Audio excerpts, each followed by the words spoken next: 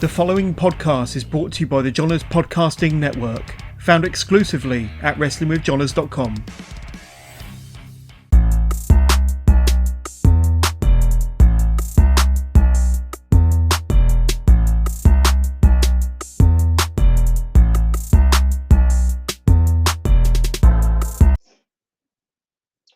All right, everybody, thank you for joining me here for another interview with Buckle Bomb Entertainment.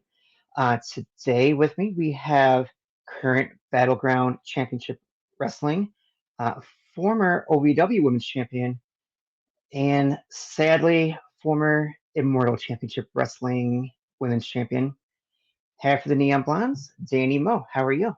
Good. What's up? How are you doing? I'm great. Been a couple weeks since I've seen you. The unfortunate title loss, but It was to a worthy opponent. yes, one you are semi-familiar with, so you guys have some great chemistry together. Thank you. And that was a great match, as all your matches are. Oh, appreciate it. That was a hard match, and I'm pretty sure I thought that finish. I thought my ribs were out of place. I was like, "Whoo!" That's but where you got the 3 count, because she got me, and I'll give it to Christina. So tell us a little bit about yourself, how you got into wrestling, when you got in.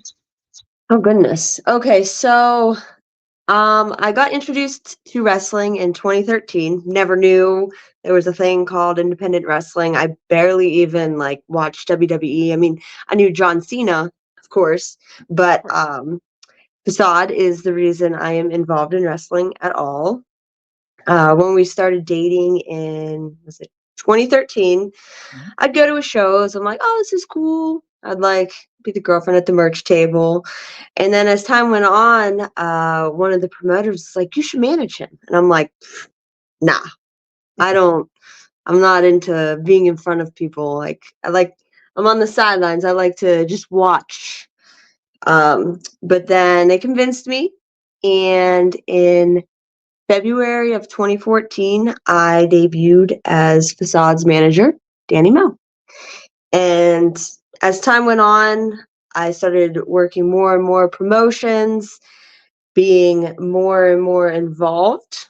So I started out as a Miss Elizabeth, and it turned to Miss Elizabeth meets Lita.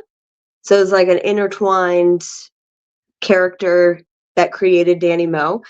And 6 years deep, I was like, let's get my teeth fixed. Well, Facade was in India, and I started training, and here we are 4.5 years later. I'm wrestling. Crushing it in the Northeast. Huh? I said crushing it in the Northeast. Trying to. I'm trying to get everywhere. Trying to get everywhere. Definitely up and down the East Coast a lot. Occasionally sprinkling over in the West Coast area. Debuted in Canada officially as a wrestler. I've managed Facade there quite a few times throughout the years, but I finally got to debut there against Silesia Sparks for Canusa for Smash Wrestling. That was awesome. You can catch it on YouTube. And for those that don't know, Facade is the other half of the tag team, the Neon Blondes.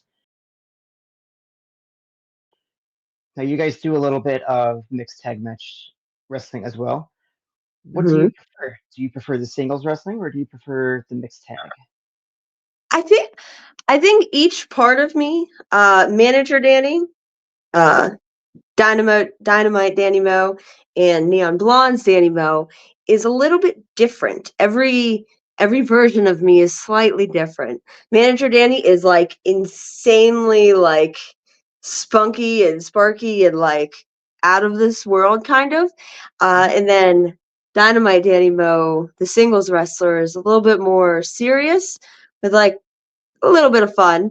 And then when we're the Neon Blondes tagging, it's I don't really know what happens. We're just gets weird. Gets very weird is my best way to explain it. It gets weird in a fun way. It's more, I think it's more our goofy sides together, and we're just having fun. Right. That's what it is. It's all about having fun. You guys, look good in the ring. Can you tell us a little bit about when you were managing Facade for a while, and then you finally started training? Was the training what you expected it to be, being on the outside for a while? So my training is a little bit different. I didn't like actually train at a school per se. Over those years, I was just told to do things, Mhm. and being that I have a background in gymnastics and pole vaulting, I'm able to manipulate my body and like control my body. So I learned a lot of the, let's say, cool things first before the fundamentals. So when Facade was in India, I did get my dental implants, and then I had to just take 6 months. I did nothing, which was perfect because he was in India for 6 months, so I didn't have to worry about missing out. And then when he came back, I got um, so I had a bone graft first, and then I had the implants, but then he went away to Japan for 3 months. So in that 3 months, I actually had a WWE tryout. And then after that is when I really started, I would go to Chris LaRusso. He was the coach at IWC here in Pittsburgh for a while. I would go to his classes and learn the fundamentals. So between Facade and Chris LaRusso is like a mixture of how I learned. On top of all those years managing, I did seminars. I've done probably over 20 or 30 seminars, and half the time I wasn't even a wrestler, nor did I want to become a wrestler in those years. It kind of like over time decided, hey, let's give this a try. So between Facade, LaRusso, and all these seminars is how I got where I am today. Who is your favorite seminar? Favorite seminar? I don't know if I have an exact favorite because they're all different in themselves. The craziest one, I will say the craziest, um, was it was in Orlando when the first Joey Janela spring break happened. Somebody just posted a flashback from that. That's what sparked this. Uh, I did one of Gabe Sapolsky's seminars, which was led by Tracy and um, shoot, who? Oh my gosh, he wears the flip flops and flips them off. Why can I not think of his name right now? Matt Riddle? Is that who you're thinking about? Yes, and Riddle. So it's Tracy and Riddle, and that was the first seminar that I got like in the ring involved and not just like on the outside listening and taking notes and things. And that was so scary. But I held my own. I did all the warm-ups, and then with Tracy, I had to do it was like just like a 5-minute get in the ring together and call it on the fly. That was the scariest part, but I made it through and I got good feedback, so that was awesome. Yeah. But I don't know, I don't have a specific favorite one because I like them all for different reasons. Some are like super in the ring involved, some are just like learning the outside aspects of everything. But I think over time, just adding every piece up and taking what sticks and feels right to me is how I put it out into my wrestling. That's good. Um, Now, maybe I read this wrong somewhere, but I saw that you were into bodybuilding. Is that correct? So I lift. I don't like lift to be massive. I lift to be strong and functional. But I did do a figure show back in 2012. It was through my college. I was already graduated, but I was like, screw this. I need to do it. I like to just do things and win. So I I did my training by myself. I trained for 12 weeks leading up to it. I started on January 1st, and the show was on April 1st. And I came in first. I was first place alumni. So I got a really big trophy, but it was hard. I almost ate shit on stage because you have to wear these massive heels, like I call them my stripper heels. They're like 6-inch heels, and I'm like, I'm not a heel person. I like my tennis shoes, and it was I almost ate it, and it was like one of those the whole crowd like went silent moment, and I was Oh, like, whew, caught it, and I kept going. And I used the song "I'm Just a Girl" by No Doubt was my like show song, and it was like 30 seconds. You're up on stage, you're just walking and posing. This is like after all the judging happens. So I didn't almost fall during judging. I almost fell during the show off time.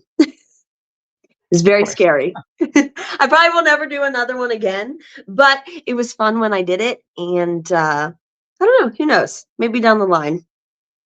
Or retire as a champion, one-time champion. Yeah, I'm cool with Be- like being like I got first place in my first ever, and I'm cool with that. I still got the shoes. I still got the trophy. The pictures pop up every now and again. I'm sure I'll be in like 2 weeks they'll be popping back up. So maybe I'll share some, which I think I would do better now. I think I look better now than I did back then. I'm definitely more strong, but we'll see. Yeah. So do you think you mentioned gymnastics? Do you think that helped prepare you for pro wrestling a little bit?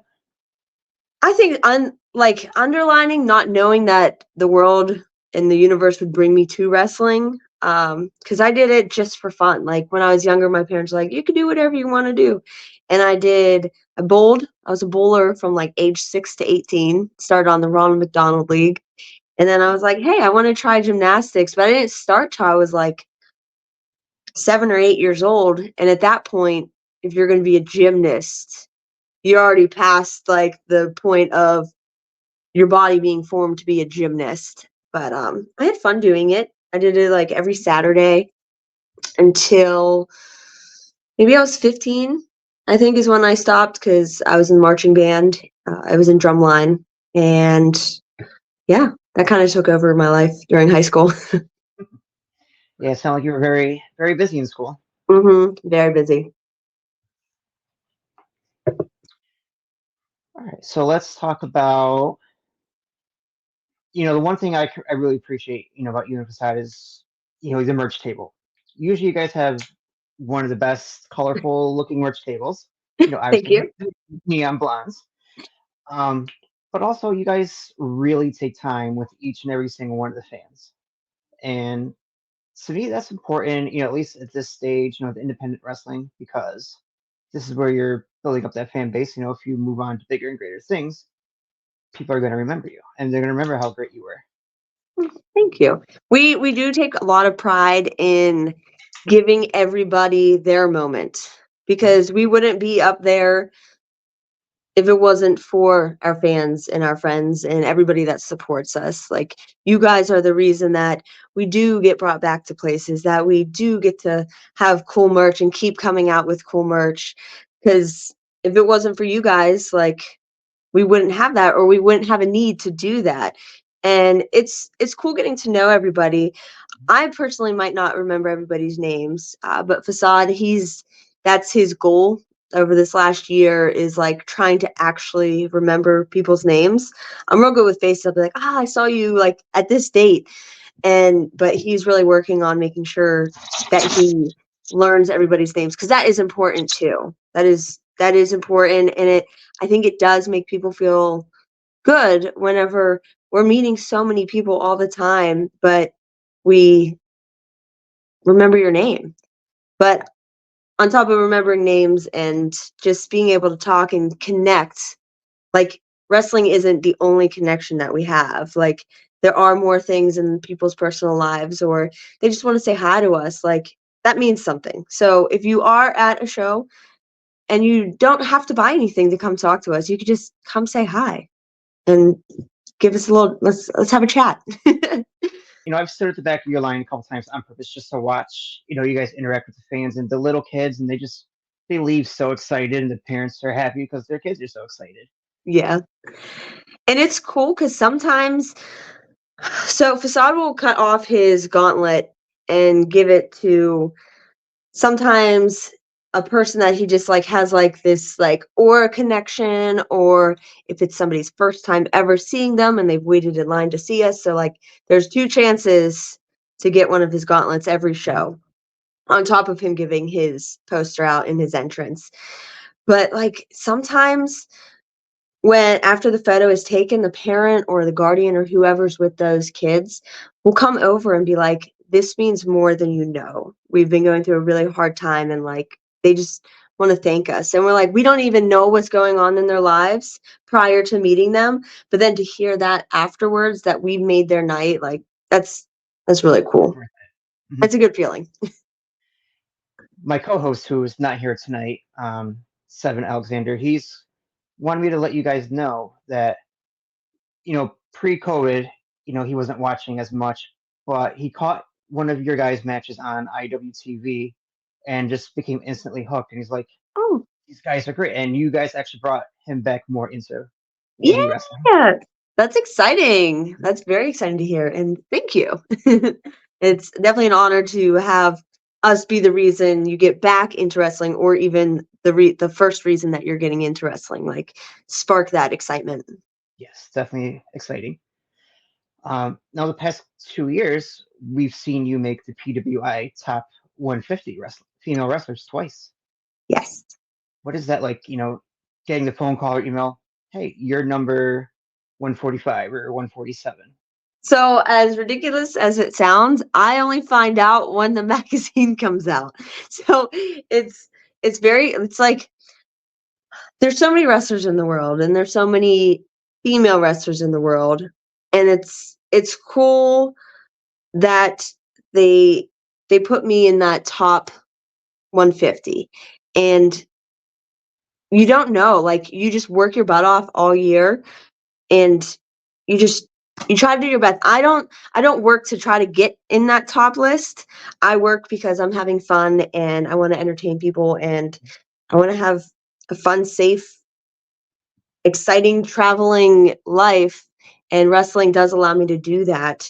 But being in the top 150 is like it is cool, and then you get to like see who else is around you, and then that gives you more people. Sometimes you didn't even know about some of the people, and then that gives you more opportunity to reach out and try to have matches versus those people, and then you keep leveling yourself up every time you work somebody that's better than you. So that's the goal, just keep leveling up. And that magazine, that top 150 list, gives you the ability to seek out new opponents, some that you've always wanted to work, some that you've never even known about, or some that you want to have a rematch with. So it's cool to be involved in that, and to be in the top 150 both years. So is it like, when that list comes out, is it like a texting friends like, oh my God, you're this number? Do you text everybody like congratulating No, them? I just post it on social media. I just pop it up there in the feed, and let people comment through that. Or if I didn't see it first, somebody will send it to me. That's happened to at least the first year, because I was like, I'm not gonna make it in there. There's so many other women that have been wrestling so much longer than me. But then like I think I don't realize how much I've advanced in the last 4 years. To me, I just started yesterday. That's Mhm. still what it feels like, even though I've been involved in actually having matches for 4.5 years. It still feels like I just started yesterday. Every time I go through that curtain, I'm like, oh my gosh, it's the first time, which is definitely, I think that's a good thing to have. But I need to be more aware of that. I am better than I was last match. Every match I do get better, and every match I try to work on something different. So it's a really cool thing to be involved in. That's great. One of the other things I noticed is gotta be pretty cool too. There's a wrestling game coming out called the Wrestling Code, Yes, in which you are going to be a playable character. How I cool is that? am. Originally, I wasn't gonna be a part of it. Facade was the original contact with that, and I just so happened to be down when they were doing the mocap. It was him and Kurt Angle actually doing mocap, and I was there, and they're like, "Hey, you want to jump in?" I'm like, "Yeah, let's do this." So I got to do it. They still have to get some of my newer things involved. So we have to set up a date for me to get up there or them to come back down here to capture that. But yes, I am going to be involved, and it'll be the first actual video game outside of like people creating me in like the 2K games. So it's pretty exciting. Well, when it comes out and I get my copy, I'm going to send you the case so I can get an autograph. Yes. Totally doing it. Totally doing it. Well, hopefully I'll be back in Immortal and I will try to reclaim my title. Yes. And then we'll see then. Or hopefully I can come down to somewhere else where you're going to be, as long as it's close. Yeah. Because what are you, by Philly-ish area? I'm up in Syracuse, New York. Syracuse. Oh yeah. Yeah, we don't, outside of Immortal, we really don't go up that way. We're more Well, like Eastern PA and then like Jersey over there, but like New York is just like right there. The closest to that would be when we like go up to Smash in Canada, which you got to cross the border for that. Yeah. Well, there's a new promotion, One Up Wrestling, that's in Syracuse, and a lot of the guys from Immortal are wrestlers. Oh, Well, you never know. okay. Maybe someone will say, "Hey, get Dani Mo here." Mm, And Facade. I'm game. I'm game to go to new places, see some new faces. All right. So, and the other big thing, now we've seen you on AEW Dark, Ring of Honor, and WWE once as well. Yes. So I know for AEW, you've wrestled Athena, Serena Deeb, Thunder Rosa. What's it like being backstage at AEW? It's cool because it's like everybody that I was around when I was managing is there. So it just feels like leveled up versions of the indies. Because like it's everybody that we were with for years, and now it's just like everybody's dressed a little bit nicer and things are you get to eat a little bit better food. So it's News really stories. cool. It's cool and inspiring. It's definitely inspiring to be back there because like obviously I want to get to the next level, and being around those people help elevate you just in that aspect of just being around them.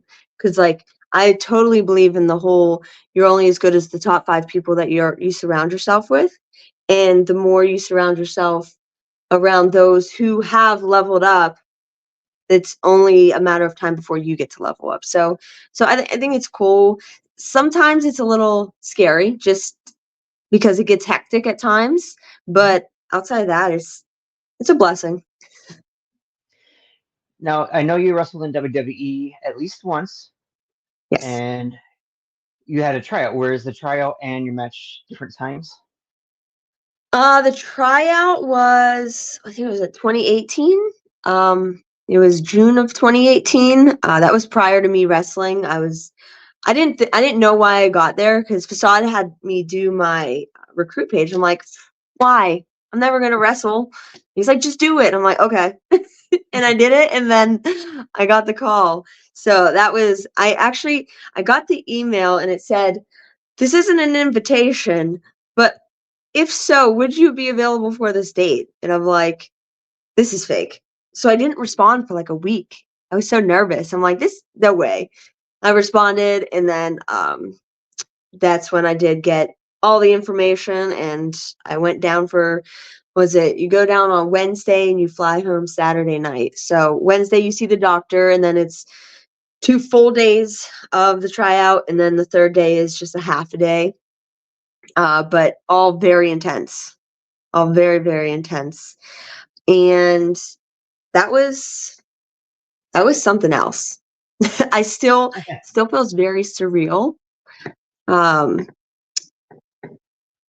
One of the people that was help leading it was Lacey Evans, Macy Estrella, however you refer to her as, and she was so scary because like she was like she was the top NXT girl, and it was like it was very nerve-wracking. But what happened was the promo part was supposed to be at the end of the tryout, and I had this promo set, and it's when I had a 6-tooth flipper. It's before my implants. on Wednesday night, they're like, hey, first thing tomorrow morning, promos. And I'm like, oh no. And like promos was my scariest thing. It's still to this day, I'm constantly working on that. Just getting better, talking to the camera and everything. And so it happens to be my turn. I go up there, I cut my promo, but at the end of it, I pull my teeth out.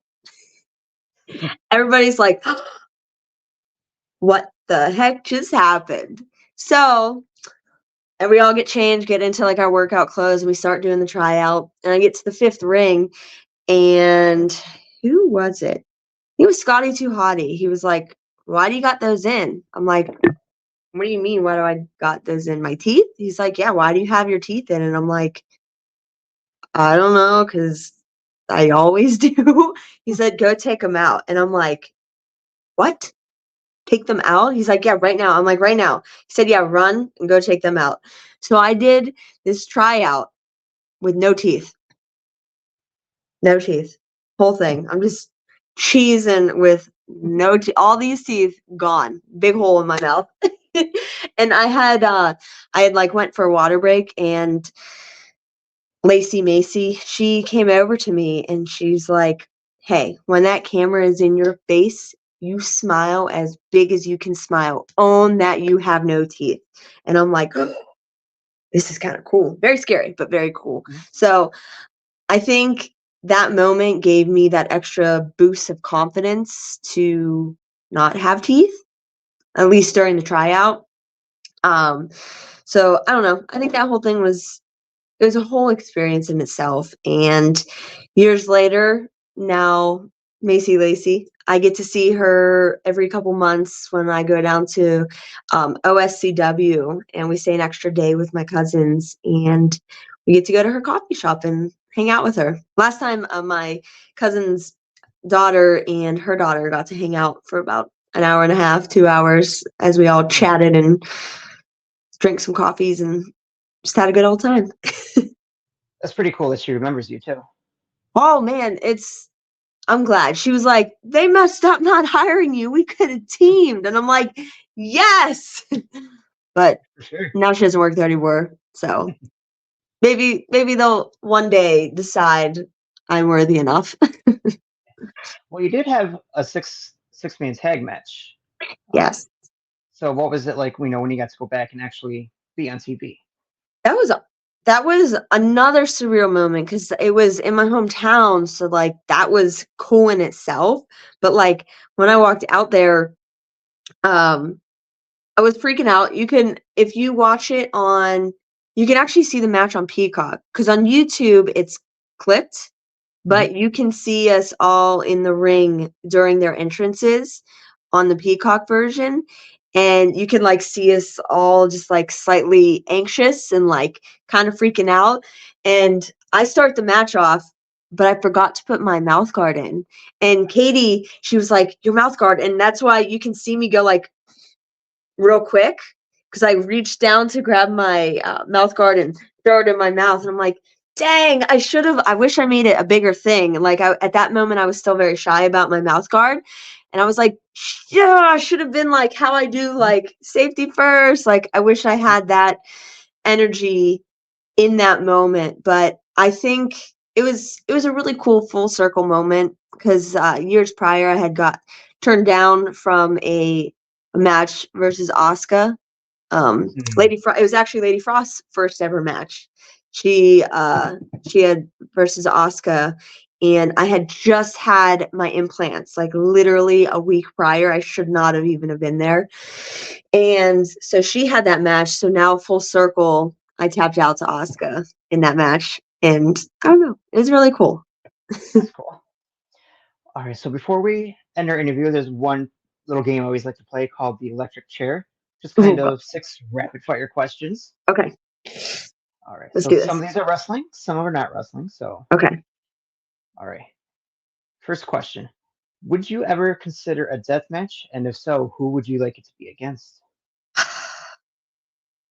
I don't know if I would go full death match. Like I don't want to do glass or light tubes or barbed wire, but I've always wanted to have a match with Nick Gage.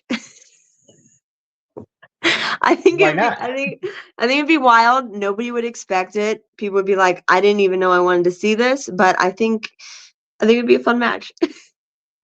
Facade should have brought that up at GCW last night. I don't know if it's gonna happen anytime soon. I don't, or if it may ever happen. But if I were to go that way, that's who I would want to have it with. Okay. What is the best road trip snack? Best road trip what? Snack?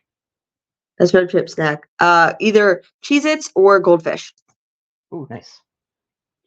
What is a city you'd love to wrestle in that you haven't wrestled in yet?